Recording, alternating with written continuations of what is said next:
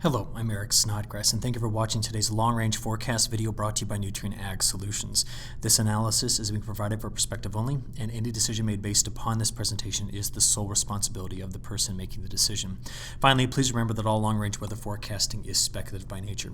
Well, here's the overview of this video. We're going to first talk about some of the really cold air that we've had in place and what that might mean in the near-term forecast. We're going to be talking about anything that's shifting on the west coast of the United States that could bring a pattern change in temporarily for the middle and end of November.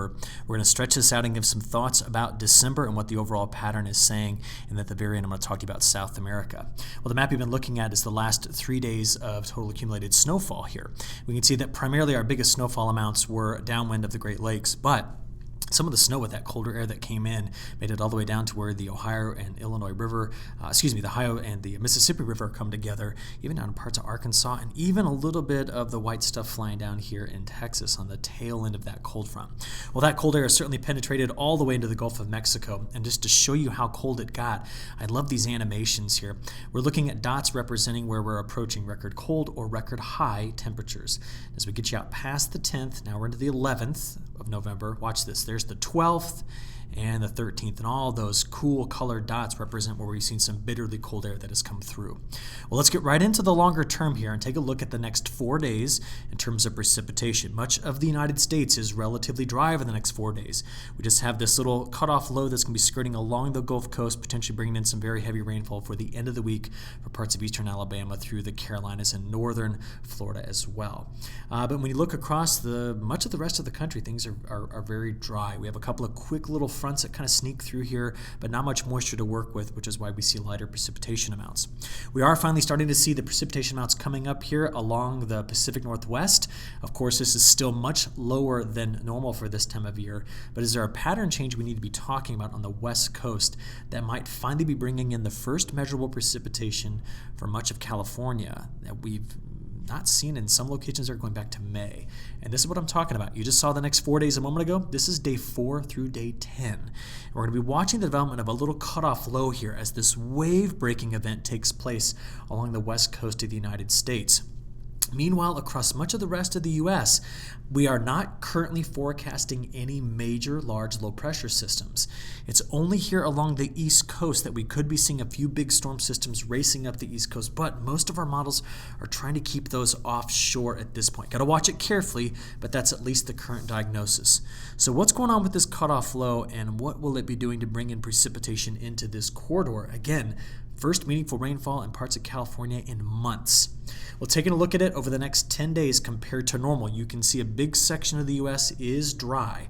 We can see that much of Northern California is on the drier side of things as well, but we could finally be bringing in some measurable precipitation into coastal Oregon and Washington, and then even into the Columbia Basin. That's a big change. But we're going to talk about this, and of course the rain that you see right in through here coming through over the weekend. But again, that storm track up the East Coast is something to keep an eye on here, okay? Now, just to show you our snowfall forecasts over the next 5 days, because we're lacking any major low pressure systems, we're not seeing anything where we have a high probability of getting above 3 inches. But look at it a whole of the next 15 days. You can see the influence of that pattern we're about to develop with that low down here off of California, bringing in enough cold air in the mountains, plus a good flow that might be seeing some snowfall packing up here in the mountains finally. But again, these maps are the probability of grabbing 3 inches of snow. So these are not huge snowfall amounts looking out over the next 15 days. Well, it's all in the pattern. So let's take a look at what the pattern is going to be giving us. In the near term, getting us through the end of the week. By Friday midday, we're watching for the cutoff low to be moving through Alabama, and then eventually through Saturday morning, sweeping through the southeast. That's our main rainmaker down here. Now, the changes that I think are most important here are going to be in the west. First of all, what we've seen up to this point in the season, at least as we look back over the last at least 30 days, are big ridges that have been extending clear into Alaska. Well, look at the differences you see over here. Now our ridge is much shallower, and it seems to be coming down into a cutoff low that's sitting down here. Now that's the pattern we have to watch unfold, because that will be critical to the way the air flows around the rest of the continent here, all right? So I've now got you up to the 17th, 18th, and 19th. And this is where things get interesting. You see, once I get out here past the 19th, I see this big ridge trying to build into the western United States. But because troughs flank either side of it, one here and one down here, watch what happens. we get a breaking event where this ridge goes right over the top of this trough, and it allows it to deepen and sit and spin, and that is the precipitation maker. Now we're out here 17th, 18th, 19th, and 20th that we have to be watching carefully. This will also temporarily relax the flow pattern across the United States, which means the extreme bitter cold we just saw does get a bit of a reprieve in the near term. It does not mean that it is gone permanently, and there's some trends in the longer term that we have to talk about here, especially for the eastern half of the United States. But as we go out here toward the end of this model run, this is the 25th, 26th, 27th, and let's just might as well go look at Thanksgiving. What do we tend to see here? Well, we still tend to get a bit of our split flow. You can see it like this. But this trough over here is one that we got to be watching to see how it continues to evolve as we get to the end of November and the beginning of December, because that is one that's going to try to keep the East Coast active, and it's also going to try to keep it cool right behind it. So let's take a look at what that means in terms of temperature anomalies. What I'm playing for you here is a 5-day sliding window taking you all the way out to Thursday the 28th. If I step this back, you'll notice here's the relaxation I was talking about. See, bitter cold to start. Here's where things begin to moderate a bit, especially in the especially in the central, but then moving over toward the eastern side of the country by the time we get to day 10 in the forecast. This is next Saturday.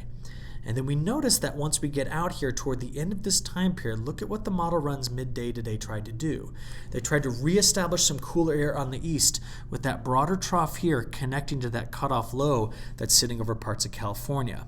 Now, with that wave break, we keep much of this region above average on temperatures, but this is an interesting and different look that we need to be discussing here. And what that pattern change is doing, I want you to see a couple of things. First, Pacific North American pattern. We're coming off of that big ridge, that's what's shown here, that goes clear up into Alaska, and getting now into a pattern where the P&A goes slightly negative. That's where we now have the trough over Southern California and the shallow ridge hitting the Pacific Northwest. In addition to that, come over here to the map that's in the upper right-hand corner, or the graph, I'm sorry.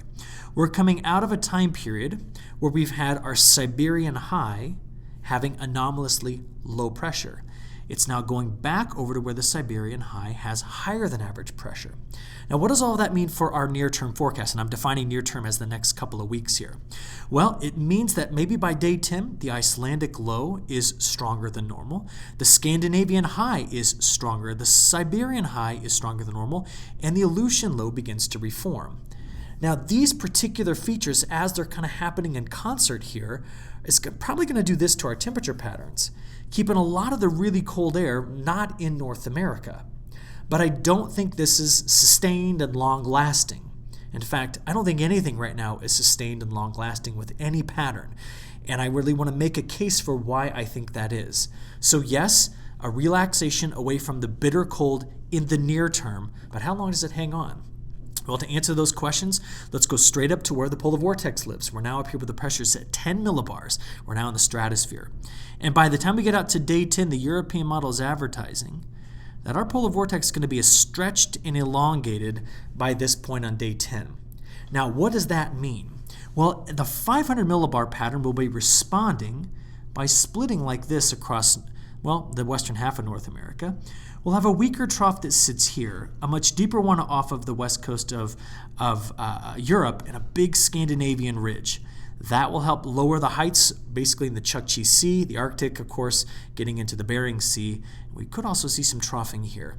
This again is supportive that over the next 10 days, just the next 10 days, we could be going into a pattern that is much, much more moderate in terms of temperatures rather than the extreme cold that we have been seeing. But what we have to watch is this. You see, the first 11 days of the month of November featured the polar vortex having its lowest heights in through here. They swept through, introducing that colder air to the eastern half of the U.S. For December, what I want to be watching is to see if we can get those lower heights here over this section of North America with the higher heights here. Now, that is in the opposite configuration that we currently have with the polar vortex that we're forecasting for the next 10 days. But the thing is on the move, and it's wobbling and it's moving. And while I don't anticipate December 2019 to be record-setting cold for the eastern half of the United States, This is something I want to be paying attention to carefully to see if that wobbling of the polar vortex, the strengthening, excuse me, not the strengthening, it's weakening, but the elongation of it could eventually get us over into this pattern. We'll keep an eye on it. Now, what would it have to do if the lower levels of the atmosphere were going to respond as well? Well, cold that we've had, 11.1 through 11.11, big ridge, see it there? Let the cold air come down like this. Our cold Decembers in the eastern half of the United States had a big ridge over Alaska, a big ridge sitting over Greenland, and ridging on this side, allowing for cold air to come in here and here. While we don't see that setting up perfectly right now, I don't think that December is going to come in as a hot, hot month. I think that because of the way things are shifting around now, we're going to have to watch for the end of November, beginning of December, to see where that polar vortex is, to see if it allows more west coast ridging. Because I'll tell you this, the behavior in the Pacific Ocean right now is way more supportive of the map on the right, and that is something we have to be on the lookout for. So, the European model, the EPS, is right now given to you over here in week 3 and week 4. The CFSV2 is on the right, week 3 and week 4. Can I be honest with you? At this point, I don't even want to look at them.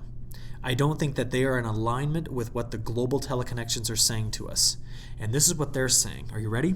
Southern Oscillation Index is negative. It's been that way for a while, been hovering around in this weak El Nino-like thing. We have seen also happening at the same time, and this is probably why the Southern Oscillation Index has been weakly negative, this big Indian Ocean dipole event, right? It's been so positive lately. That has dominated up until recently, the Mad-Julian Oscillation, but it's broken out and it's forecast to go through phase 7, 8, and over back into 1. I'll tell you what that means in a moment. Now, our quasi-biennial oscillation has been decreasing, just like it did in 2017 in December. But don't even think about using December 2017 as an analog to what we're seeing this December. Nowhere close to other things. Here's the last two factors I want to talk about. Since July, our global wind anomalies have been negative. They've actually now returned to average. And at the same time that's going on, the PDO has remained strongly positive. That all favors warmth here and cooler risks on the eastern side of the United States. That's what all of that kind of spells out to me, okay? We have seen in our El Nino region warming going on in this area, right in through here. That also helps to reinforce cooling in the eastern half of the country. Speaking of the eastern half of the country, let's slide south and get out of the eastern half of the U.S. and get down towards South America. Now, with the Indian Ocean dipole staying positive, we're going to continue to dry out this section of the world while keeping parts of South America and Africa on the wetter side of things. And this, by the way, is what we see when MJO slides over here into phases 7, 8, and 1. Now, putting that all together, let's stay first in North America, and then we'll go back to South America. This is the long-range European model. It says that precipitation for the month of December looks wet here and wet in through there. Dry in the northwest, dry in the northeast. They're wanting to keep cool weather here, warmer pattern under a big ridge there. And I'm sorry, but I do not see things locked in enough to say right now that this is what I think is going to happen. I just don't have any confidence in it. In fact, the teleconnections would tell me, Eric, this may be even completely out of phase at this point. Let's keep going with this, though. Here's what we need to watch together.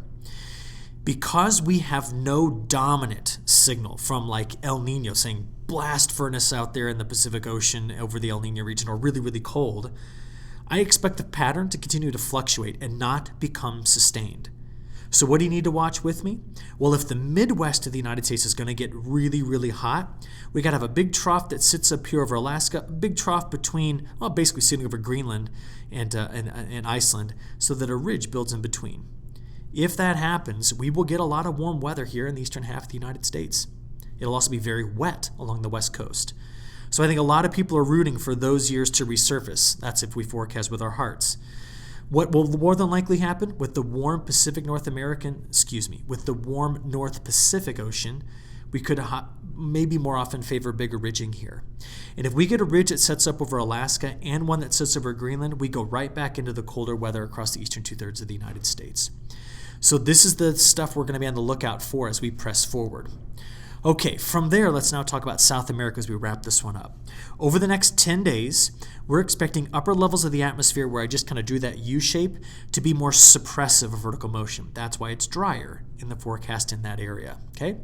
Where are we seeing better upper level support? Over South America and over this part of Africa. And that's where we see wetter conditions. You can see it right over here in both of those locations. So for the next 10 days, we see wetter than average conditions across a big corridor right in through here, with drier in parts of Mato Grosso do Sul getting all the way down to Parna and Rio Grande do Sul, drier than average. But what's the overall picture from South America? Well, since September, this would have been the regular rate at which they would have been accumulating precipitation over the area that grows soybeans. But they've been down here. And for many, this is delayed planting. Recent rains have come up. Yes, they have. And we're expecting this region to be wetter than average. That's a big section there of Mato Grosso, and even the northern part of Mato Grosso do Sul. But the question is, what does this mean overall as we progress further into the month? So I decided to create this for December, okay? I went out and I gathered all the precipitation data from Mato Grosso, their biggest soybean producing state, and I looked back to 1948 at how this precipitation index I created has been changing. Here's the first bit of information. In Mato Grosso, in December, it's a pretty clear signal that they have been receiving more big rainfall events in December with time. Well, I detrended that data set and looked at the anomalies, and this is what those anomalies told me. We know right now that we've been warming the ocean water in here, but it's still cool in that area. What does this mean for South America, specifically for Brazil? Now, we know this. Brazil, when there's an El Nino, the northern part of Brazil tends to be dry, and Argentina tends to be wet. When there is a La Nina, the northern part of Brazil, Mato Grosso, tends to be wet, and Argentina tends to be dry. What do we have going on right now? Neither. We don't have a strong ENSO signal, but I can at least show you this. With that index, I correlated against ocean temperatures. And if the Brazilian monsoon is going to be strong and it's going to be wet in Mato Grosso, it needs to be cooler than average in this whole stretch. And we've been warming right in through here. It needs to be warm, cool, warm over there. And we kind of have that, but not really well established.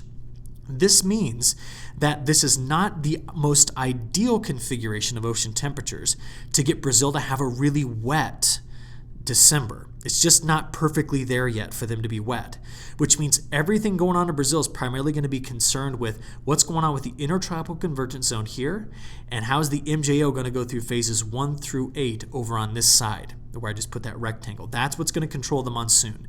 In the near term, everything's favorable. That's why you saw wetter conditions, especially in Mato Grosso. But let's look at one last thing. For the month of December, for the monsoon to really get cranking, we need to see a response in the wind field. Now, what are you looking at here? Well, reds indicate locations where we're getting stronger westerly winds like this in the low levels, and blues, stronger easterly winds. Now, what we typically get, look at this, is we tend to get a wind that does this. And that is the monsoonal flow. And right in through this area that I'm circling where these winds meet, which is some of Brazil's most productive land, that's where we have the best surface convergence of air, upper level rising motion, and that's where we get the Brazilian monsoon laying down its precipitation on Brazil's most kind of best area. But notice, across the Pacific, if we had winds that are going in that direction, and on this side winds going in this direction, that happens when there is a La Nina going on. And the La Nina works together with the MJO. It works together with all of these things. So we need to watch here, and we need to watch right in through here to see if in the month of December we favor a wind pattern that brings in excess precipitation. And that's the key thing we're going to watch through the month of December and even into January and February, because we have a late planted crop for soybeans, and therefore it's going to be harvested late, and these things are going to impact safrinha corn and cotton. And that's what we're going to keep talking about. Hope you found this useful and informative, but with that, I'm going to go and wrap it up right here. Thank you for watching. Talk to you again tomorrow morning. Thank you.